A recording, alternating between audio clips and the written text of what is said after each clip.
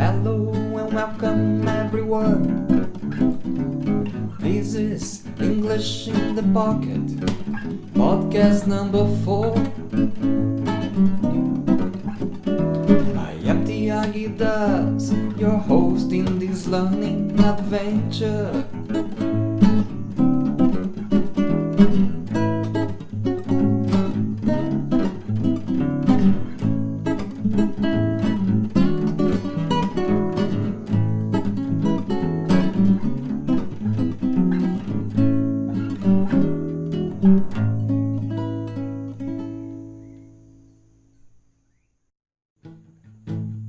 Hello and welcome everyone! Today's podcast is all about traveling and moving on in many ways.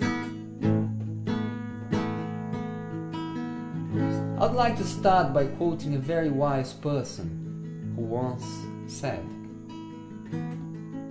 "Every day is a new day, and you'll never be able to find happiness if you don't move on." Quer. Underwood.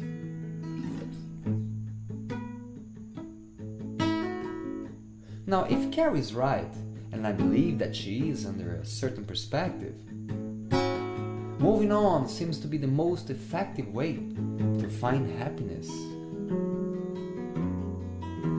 For the sake of our discussion, I would like to dive a little bit deeper on this moving on aspect that seems to be seen by many as the very one reliable stillness in life's ever-changeful dance. What a paradox. Moving on implies not dwelling on the same things or the same place for too long. And it also suggests that one doesn't get too attached to the same position, opinion, place, or situation in life.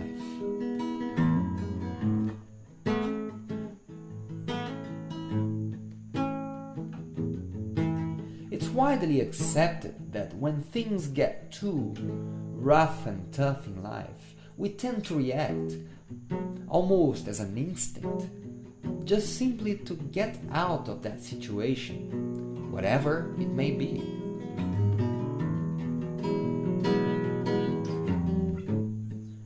It's quite obvious that the most natural thing to do when someone is in an uncomfortable position is to move on and change.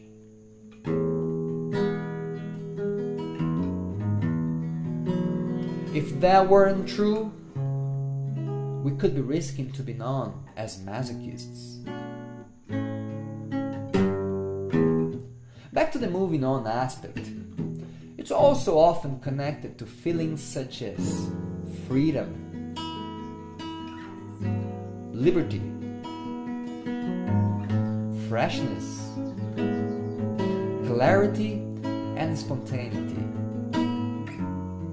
Maybe just that sensation of the wind blowing against your face is enough to wash away your worries and concerns and feel free again beyond your stranded self.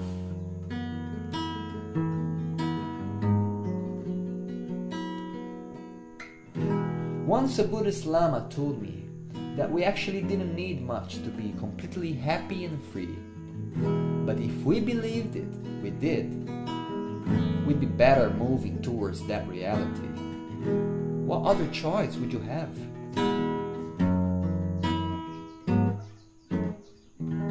In that mindset, I went off. I didn't have many plans on how to actually do it, but the urge in me was so strong that I could no longer stand where I was. I had to move on. So there I went.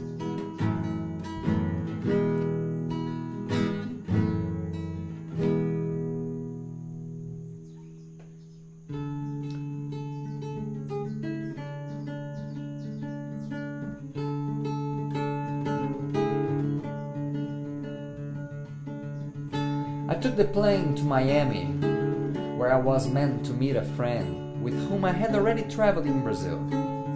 But that's another story. The plan was to take his mom's Thunderbird, crossing west along 10 states all the way to Idaho Falls, which is on the far west upper corner of that country. Just a quick note for those unfamiliar to the term. Thunderbird is a car. It actually moves as a spacecraft on wheels, and it is by far the most impressive car that I have ever driven in all my life.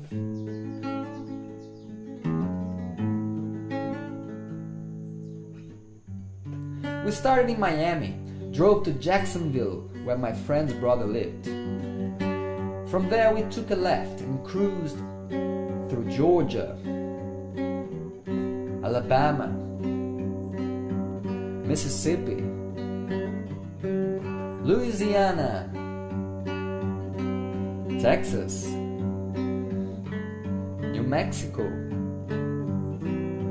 Colorado, Utah, and finally reached Idaho Falls.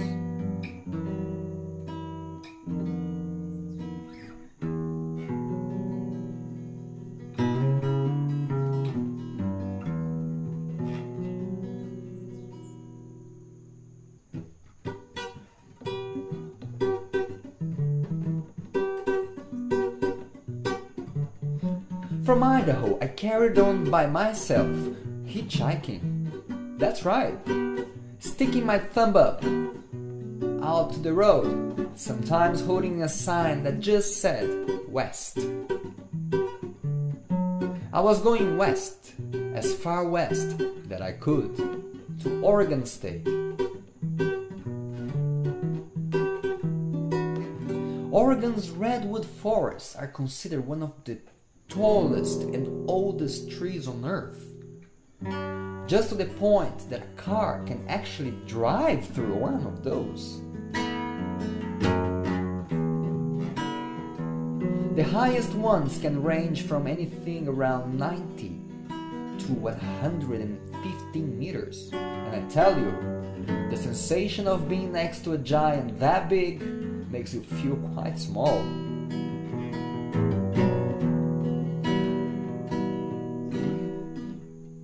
From Oregon, I hit the road towards Arizona, which was another big surprise.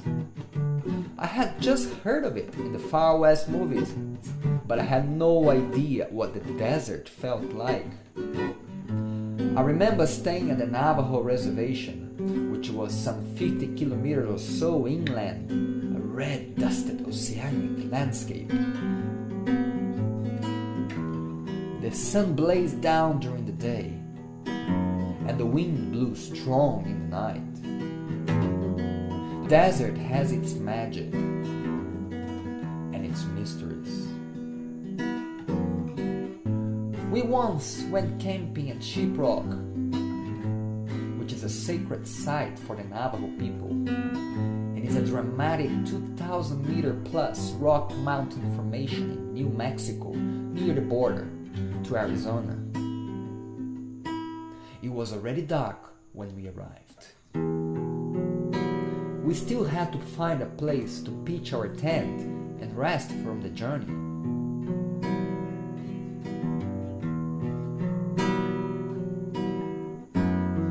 As soon as our tent was up, we saw on the far distant horizon lights of a car approaching in a rather fast way. We got a bit anxious, but there was not much to do but wait and see what those people wanted. When they got closer enough, we could see a truck with a few indigenous young guys, quite big, driven by who seemed to be the father or uncle of them. Two young ones shouted out from the back of the van saying that we were in sacred Navajo land and we could not camp out there, and if we really wanted to stay, we would have to pay $100 per night. I was baffled that these guys were asking us money for something that was sacred to them.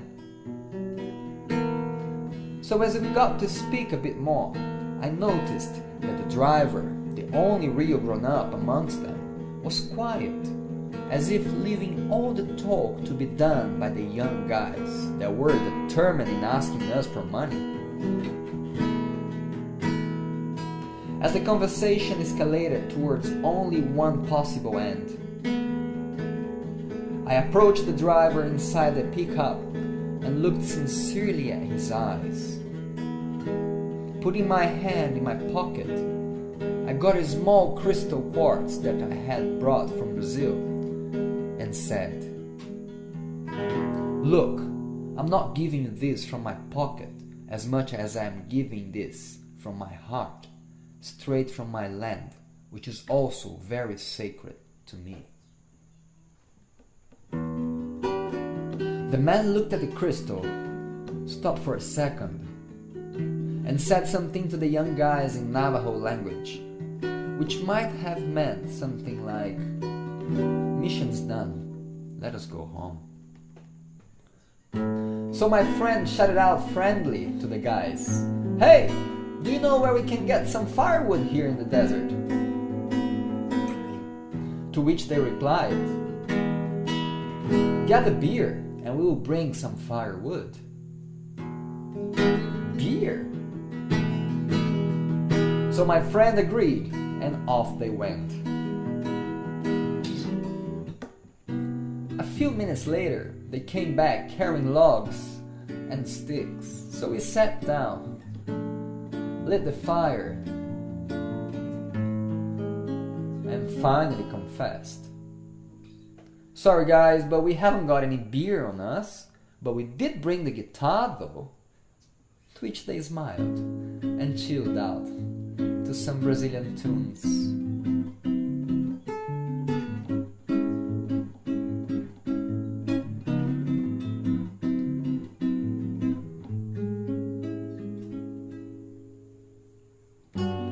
If it wasn't for my self-discovery urge to move on until I found some satisfying answers, I would have never awakened the strength in me to even get out of my room, a place where I found the following quote to be particularly true.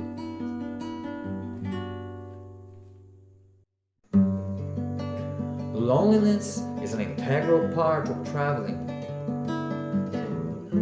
I used to think it was a downside to traveling, but now I realize it's a necessary, educative part of it to be embraced." David Mitchell.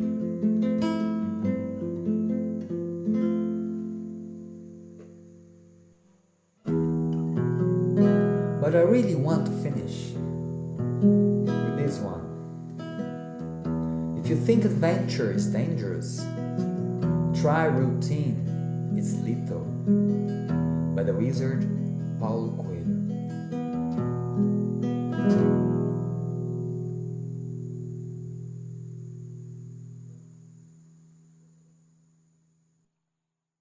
One, two, a 1, 2, 3.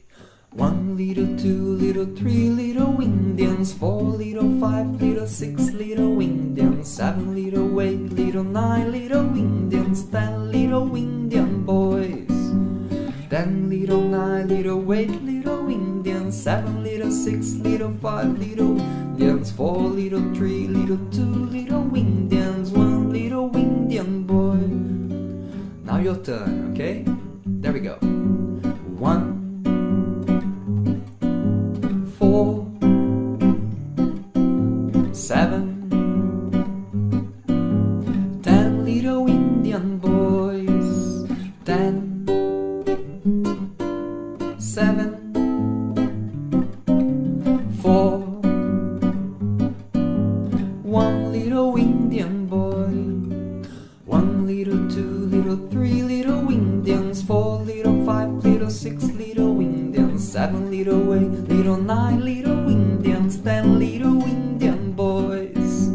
10 little, 9 little, 8 little Indians, 7 little, 6 little, 5 little